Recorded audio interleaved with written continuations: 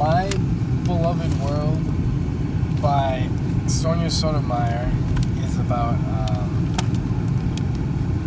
a girl who is a first-generation American Puerto Rican, and she grows up to become the first non-American Supreme Court justice. And she struggles throughout the way because of her background and nationality. And this story really shows that hard work pays off. The American dream is alive and real, and not all of those at the top are given head starts. So some of them start from the bottom.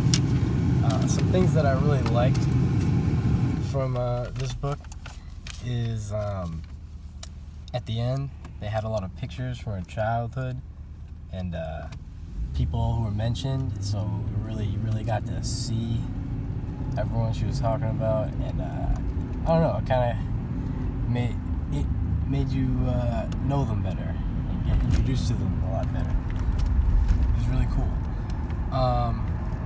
She had a very detailed, the way she talked about her childhood, she really detailed the whole story, and really got to know like how it affected who she was when she grew up and the person she was. And this shows that nurture is it's a lot more important than nature. It's a psychology concept that I really like. Another thing I liked is her writing style was very personal, so I really got to know her through her writing and know her personality, and it really captivated me. It was like I was talking to someone at some points. It made me feel like I've met her. Things I didn't like, I felt like she could have spent more time on college and formative years than the childhood. Personally, I didn't like the sadness, but that's just an opinion. It was very depressing to read at times about like the divorce and her father's death from alcoholism. Some connections that I made are I used to have a Spanish teacher who was from Puerto Rico, so he was of Puerto Rican descent, and he always used to mention how he struggled throughout his life because of his nationality, and dealt with things such as racism, but he was able to persevere in life. Some other connections are she really felt stressed and overbearing at home because of her parents. I can really relate to that. My parents are the same way.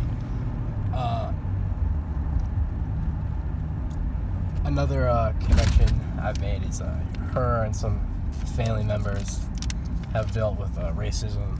Well, I have a lot of Jewish family members who have dealt with anti-Semitism in their lives.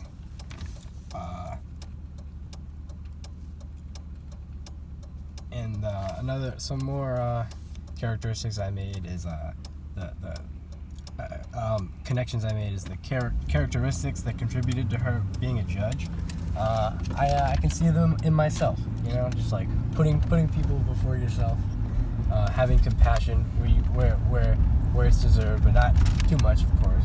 You're a judge, but and then also relying on logic and reason most of the time. It's very important, and a lot of people are not logical in this day and age.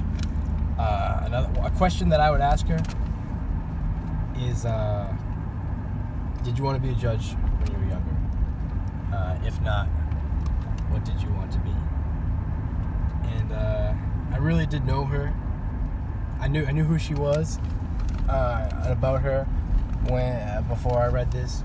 And one thing, I never knew that she was born in America. I thought she was from Puerto Rico. I thought she was born in Puerto Rico and grew up there. So obviously she wouldn't have dealt with racism in her childhood there because everyone was Puerto Rican. But I didn't know that, so that really made me understand, I guess, more and about her and how how she struggled because she was first generation Puerto Rican in New York. But yeah.